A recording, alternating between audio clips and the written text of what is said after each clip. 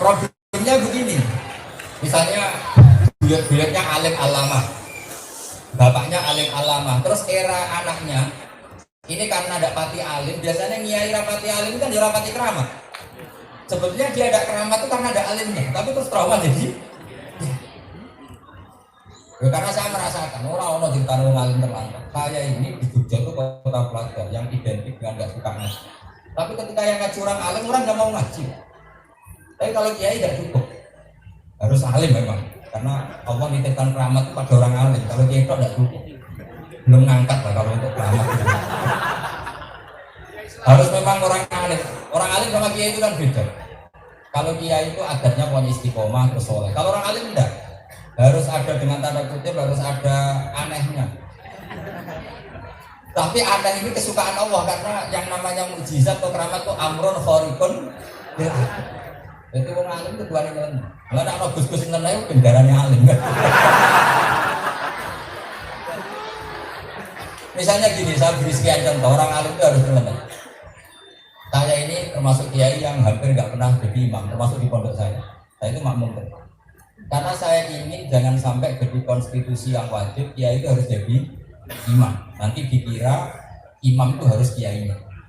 Akhirnya bahaya nanti rebutan imam masjid, imam itu harus kiai. Rasulullah itu uniknya ya gitu. Rasulullah itu ketika tawaf itu tofarotiban, nanti ketika tawaf itu naik unta. Sahabat semuanya jalan kaki. Uniknya ulama, nanti saya juga akan ngaji usul fikih. Nanti ulama bersepakat tawaf berjalan itu lebih afdal ketimbang tawaf. Nah, padahal Nabi itu rotiban. Karena andekan Nabi tidak tawaf rotiban, orang ngira tawaf itu wajib jalan, syarat-syaratnya harus. Barokahnya Nabi tawaf rotiban, akhirnya yang tua-tua bisa naik kursi roda, bisa naik 10. Mas ini kebablas yang ngomong bersekuturan. Mata ngomong. Akhirnya kayak teletabis gitu.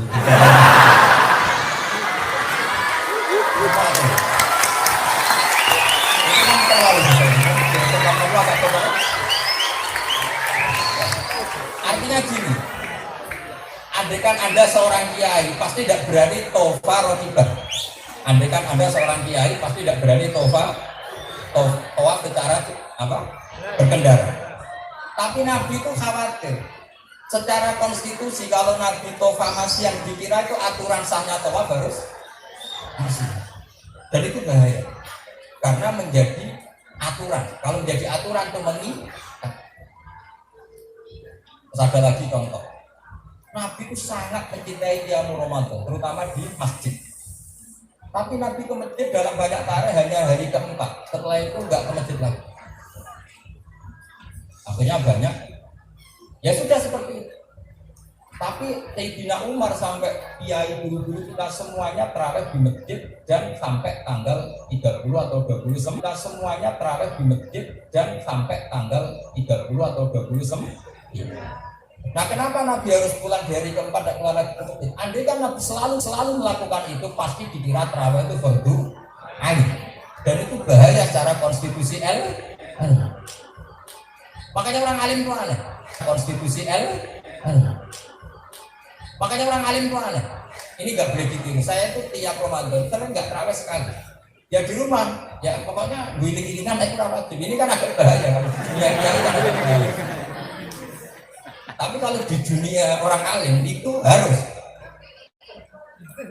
Tapi ini saya bilang tidak perlu gitu. Seorang itu perlu disetujui. Ada lagi contoh.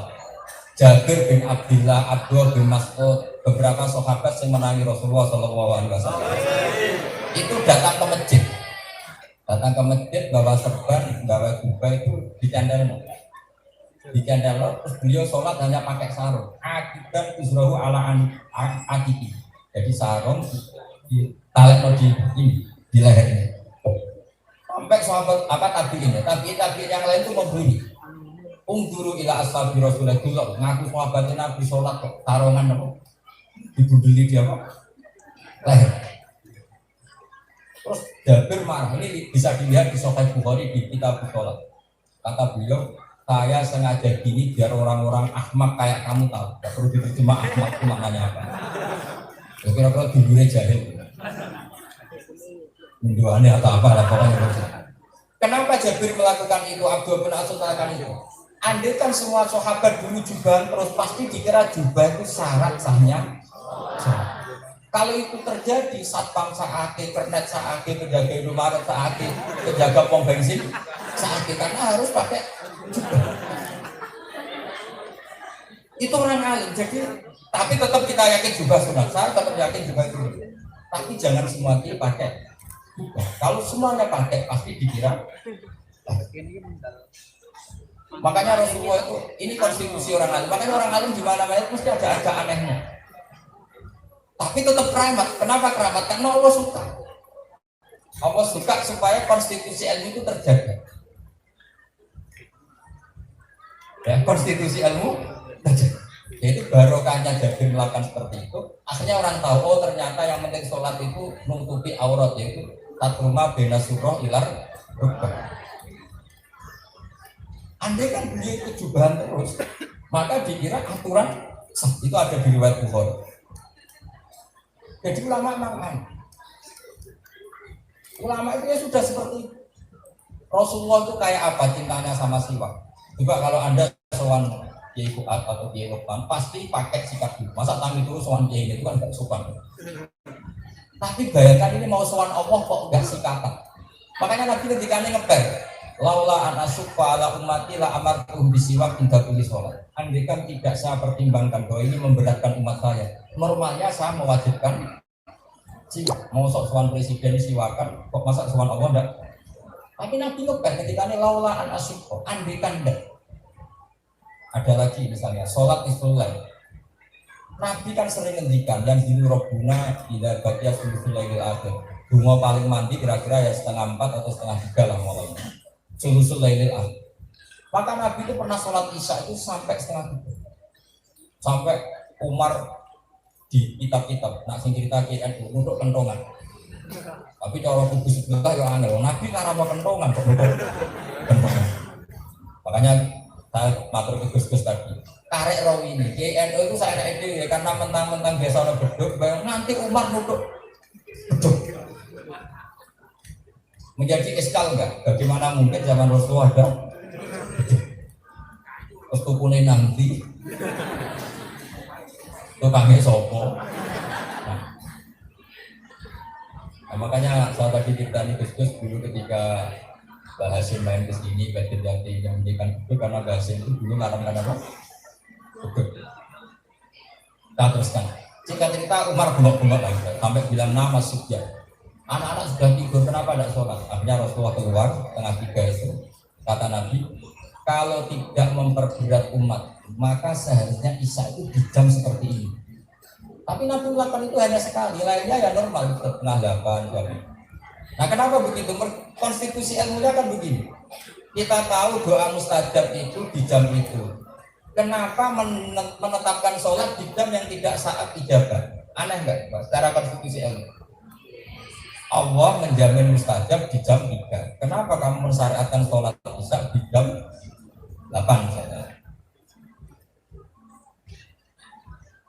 Logikanya gimana? Logikanya kan enggak ketemu. Maka Nabi ngendikan andaikan tidak memberatkan umat, normalnya isya ya jam ini.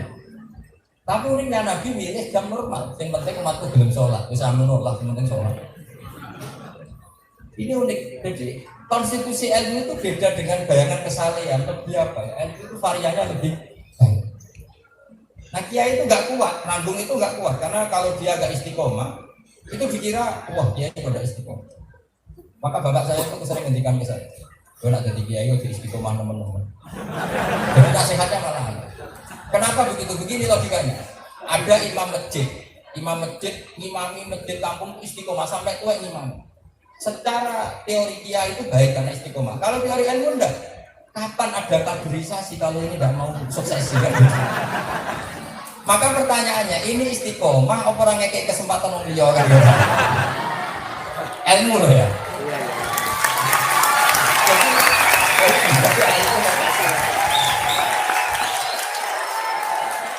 Jadi ilmu itu unik. Ilmu itu cara pandangnya. Tapi nggak istiqomah ya lucu, dia kok nggak istiqomah. Tapi kalau istiqomah ini terlalu, nggak ada suksesi memberi kesempatan sama yang. Jadi memang ilmu itu unik, cara pandang itu unik. Makanya semua ulama dulu sampai goblok-goblokannya masyhur. Ikhtilaful a'imah rahmah, ulama itu memang harus khilaf. Makanya tadi saya bilang ke Gus Lukman, aku bikinan itu cocok, wajib, nah cocok repot. Ya memang kalau cocok repot, kan ada walau la tafwahina sabaqahum dibati la fasadatin.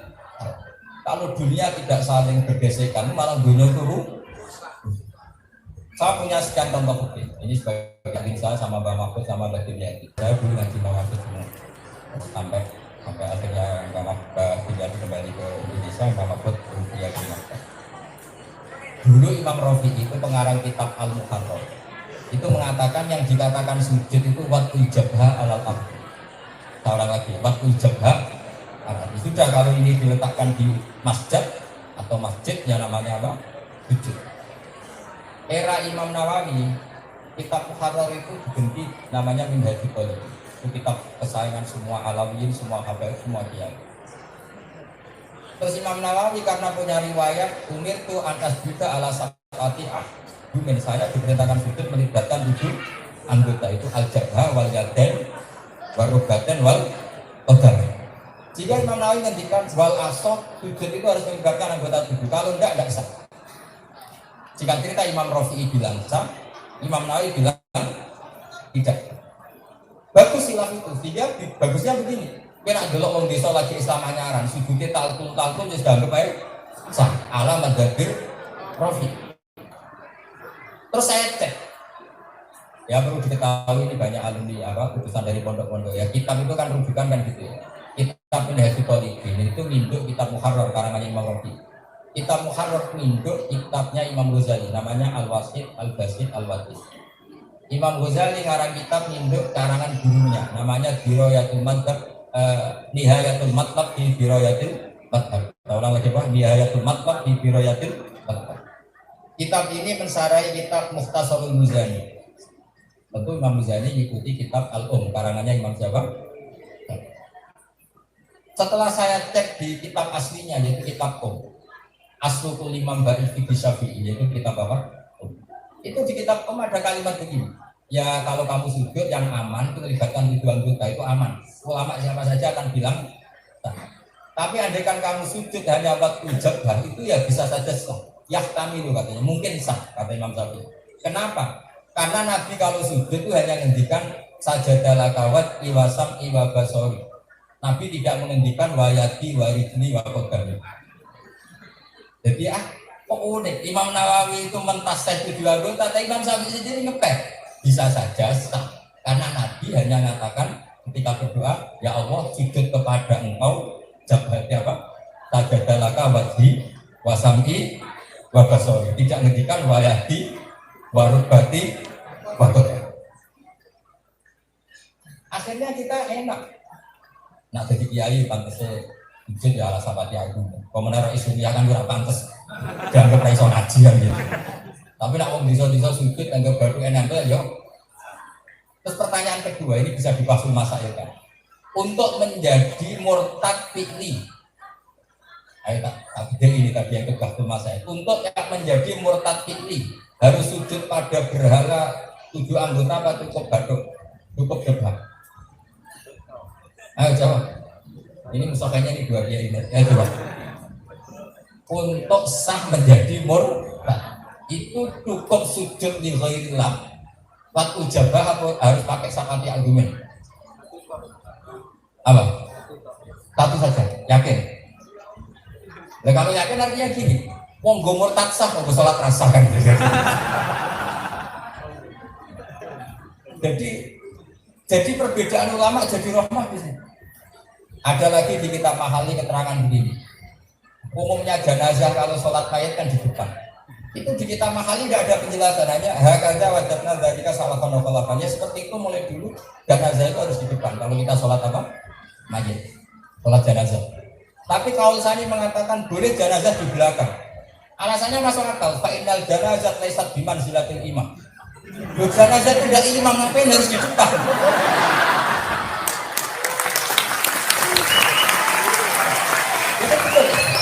jangan praktekkan, misalnya ini jangan dipraktekkan.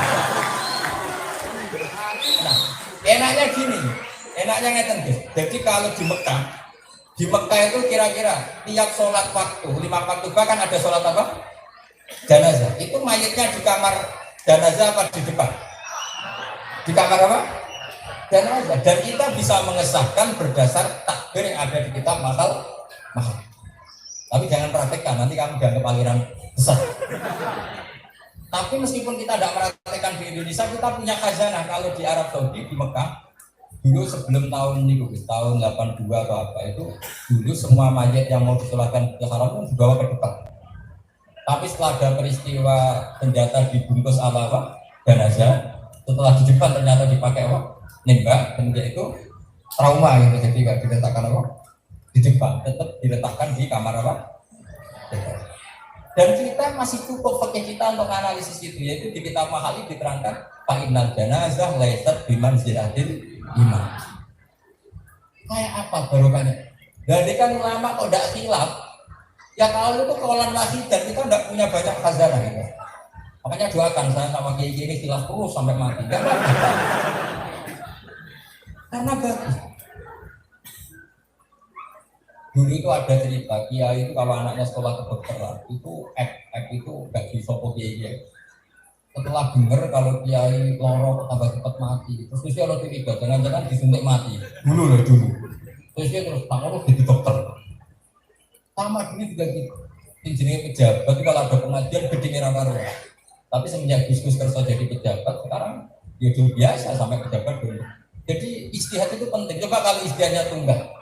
Mungkin sekarang kita tidak pernah punya dokter seorang dia. Jadi makanya istihad itu harus beda terus kan? Karena istilahul a'immah apa? Itu Imam Syafi'i itu gurunya Imam Ahmad. Itu ya Imam Ahmad itu tetap beda. Imam Syafi'i gurunya Imam Malik itu tetap beda. Saya beri contoh dulu. Nah ini bedek saja, ini kan fakul masalah. Ini sebagai penghormatan sama Mbak Mahfud karena beliau terkenal al-faqih al-islam. Asbabut tohara itu apa? Kata Imam Malik, sababut tohara al-hayat, wasababun nakti al-maut. Yang menjadikan sesuatu suci itu adalah kehidupan. Yang menjadikan najis adalah ya, misalnya sapi kalau hidup suci apa najis? Suci, sekali mati najis. Begitu seterusnya. Sehingga abdud al-mutawallid min najis, misalnya ada batang kemudian ada ubet-ubet, statusnya tetap suci karena punya kehidupan. Nah pertanyaannya begini, lalu kalau orang mati, orang manusia itu kalau hidup suci, kalau mati najis dari Imam Malik. Sehingga dari Imam Malik kenapa jenazah harus dimandikan? Ya karena memang najis. Sementara mau disolati maka terus suci dimandikan. Dari Imam Malik kenapa dimandikan? Karena untuk sahnya syarat di sholat. Kalau pikirannya siapa? Tapi mulai Bani Adam, khusus Bani Adam, Imam Syafi'i balik meskipun Imam Malik guru. Wah kalau bab itu saya ada anak guru saya. Bab itu balik loh. Kata beliau masyhur. Allah Ta'ala walaqad karramna Bani Adam. Bani Adam tunggu saya muliakan. Wa qadiyatu takrimihim alla yuhkama binajasatin bil maut. Yang namanya terhormat itu jangan dihukumi najis. Masa sesuatu terhormat kemudian distatuskan najis itu tidak hormat, tidak terhormat. Kerennya apa dikatakan najis? Masa kiainya mati, oh itu kalau najis. Kayak apa tersinggungnya? Kiaimu mati, bareng orang kang ngapain sholat. Itu jenazah Pak Kiai kemudian, oh cuma kalau najis tak sholat ini. Tapi dari Imam Malik ya, karena tadi pikirannya Imam Malik konsisten saja. Yang menyebabkan suci adalah al-hayat. Wasababun nakti al-maut. Imam Syafi'i balik karena Bani Adam itu walaupun karena Bani Adam sesuatu yang mulia itu tidak pantas divonis. Soal dimandikan itu ta'abudi, ya sudah dimandikan ta'abudi memang perintah Allah dan Rasul, tidak usah karena apa? Mati. Sudah. Tapi Imam Malik dari Imam Syafi'i itu khilaf masalah anjing. Ketika idza walagha ahad idza walagha fi ina'i ahadikum al-qalbu falyasil sab'an. Kalau apa? Wadah itu kayak wadah. Teksnya hadis yang wadah. kalau wadah itu dijilat anjing, walabah itu dijilat anjing, maka cucilah 7 kali.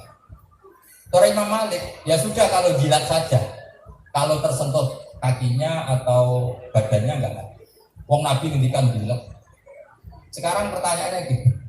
Misalnya saya mau makan dengan piring, sampean dilati, masuk santri termas. Kira-kira tak ubah kalau, sampean dilati. Enggak jawab kan? Oh diubah, nanti cekel. Enggak kan? Makanya Imam Malik tuh wong nyekel jilat kok bodoh. Wes tak dilati bojomu lah, tetep ora karah bodoh. Masuk wayu lah. Jika Imam Malik yang ngendikan walago ya walago, jilat ya jilat, enggak usah apa. Enggak usah nyekel. Tapi pikiran Imam Syafi'i jilat itu mutlakul masih, pokoknya tersentuh. Kalau kita dijuali, didemak-demak, wong iku ora mantel, kecuali nak didilati waras kok.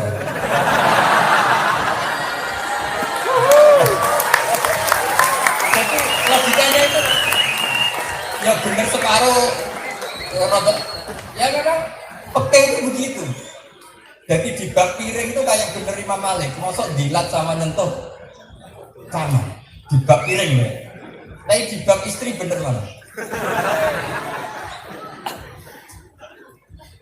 Maka setelah itu terus ditemukan, itu Mbak Mahfud ngarang Binail Mahmud di semua kitab, itu ditemukan ada ilmu usul fikih namanya tangkihul manat. Ini tak ajarkan malam ini. Tangkihul manat itu gini, ada sekian peristiwa yang disebut Nabi, tapi illatul hukmnya dipilah-pilah. Saya ulang lagi ya. Ada sekian peristiwa zaman Nabi, terus illatul hukmnya dipilah-pilah. Itu namanya tangkihul manat. Misalnya begini, saya beri contoh. Didengerin saja, sama tidak harus pendapat sama saya. Karena khilaf itu boleh. Cuma nak sampean santri ngilapi aku ngelama. Karena kode kiainya enggak apa-apa kan repot apa? Ya. Ja'a Arabiyun sama siapa terkatnya? Ja'a Arabiyun ila Rasulillah sallallahu alaihi wasallam. Terus fayaqulu ahlaktu ya Rasulullah. Faqala wa ma ahlakaka? Qol waqatu imraati fi nahari Ramadan. Ya Rasulullah, saya ini rusak. Kenapa? Saya hubungan intim sama istri saya fi nahari Ramadan, yang siang saya jima istri saya. Maka saya sama Nabi disuruh merdekakan budak, kalau nggak bisa puasa 2 bulan berturut-turut, kalau nggak bisa ngasih makan orang miskin 60 orang. Ya. Kata Imam Syafi'i, kata Imam Malik, semuanya termasuk Mbah Mahfud karena beliau pengarang itu fikih. Arabi dibuang. Ya, Arabi dibuang. Karena pertanyaannya gini, andaikan yang melakukan itu orang kota, tetap hukumannya sama enggak? Ulang lagi, Arabi itu jadi catatan hukum apa hadisatul waqi'ah, memang peristiwanya Arabi. Hadisatul waqi'ah atau kasuistik. Ayo sekarang tak bedanya. Andaikan orang kota melakukan itu hukumannya sama enggak? Sama, berarti Arabi enggak jadi. Imro'ah juga dibuang. Imro'ah juga ini dulu yang halal kan 2 zaman dulu. Jangan kayak itu yang berbeda itu enggak. Dulu yang halal itu kan 2 illa ala azwaji wa ma malakat. Nah sekarang andaikan yang diajar hubungan intim amatnya, ketentuannya sama apa enggak? Sama, berarti kata imro'ah dibuang. Nah yang menjadi perdebatan Imam Syafi'i dan Imam Malik, dan ini sampai kita, mungkin nanti Gus Umar juga tetap saya, atau Gus Fuad gini, jima istrinya itu statusnya haram apa mubah? Enggak, mubah kan? Loh, istri loh. Hubungan intim dengan istri itu boleh apa enggak?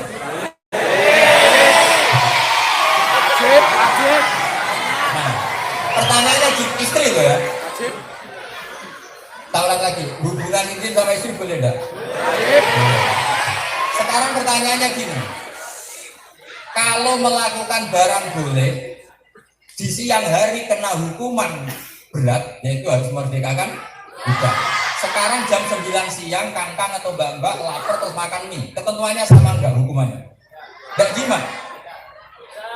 Imam Syafi'i milih tidak, karena jima sama makan itu Imam Malik milih sama. Bedanya apa? Jima istri itu hukumnya kan halal, makan mie hukumnya halal. Logikanya Imam Malik lebih meyakinkan itu sama-sama hak menghormati Ramadan biwiri udrin iya, merusak hukum Ramadan tanpa udur cari. Ayo milih mana? Maliki apa Syafi'i? Maliki. Lu cara kowe dadi nabi, tersinggung gak ono wong awan-awan mangan sate. Kena opo? Kepengin wae. Gemantel orang seperti itu. Tanpa udur.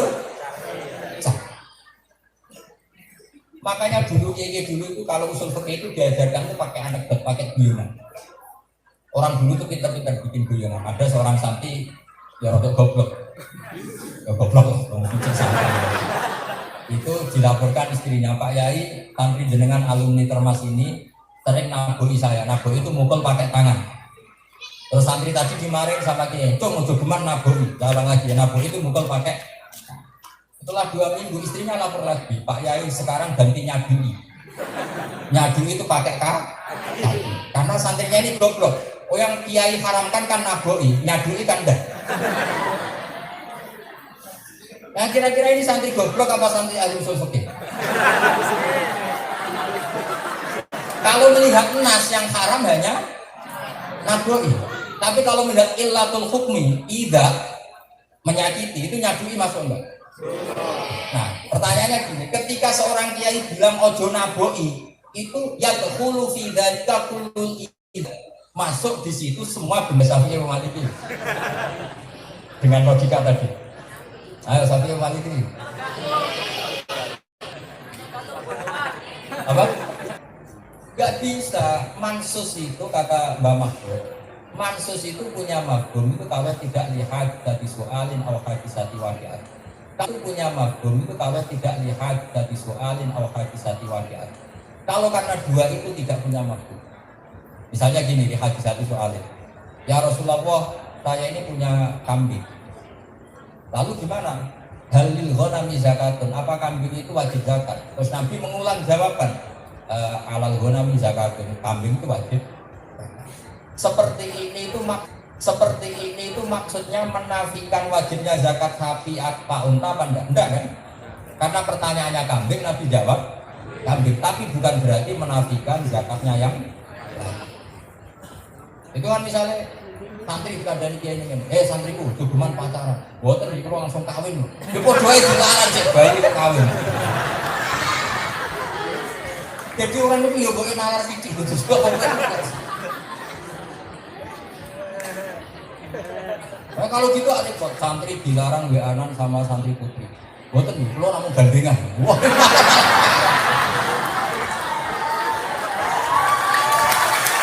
Jadi, makanya ini ya, saya ingin ya, pondok sini tetap mengkaji apa usul fikih. Karena itu kelebihannya Syekh Mahfud. Syekh Mahfud itu ngarang usul fikih itu luar biasa, namanya Nailul Ma'mun. Yang kitab itu menginspirasi Ghazali, punya kitab namanya Thariqatul Usul. Yang ngajar guru, abahnya guru saya, Ki Zubair Dahlan, abahnya Ki Maimun apa? Zubair. Makanya saya ini juga belajar usul fikih terus. Karena sekali saya belajar usul fikih, terus saya hanya bisa primbon. Nanti orang ngira Mbah Mun itu ahli primbon. Bukti nih Gus Bak, santri nih Isa nih mau primbon. Jadi derajatnya kiai itu karek murid. Nah, misalnya saya alumninya Mbah Mun, terus di Jogja dukun.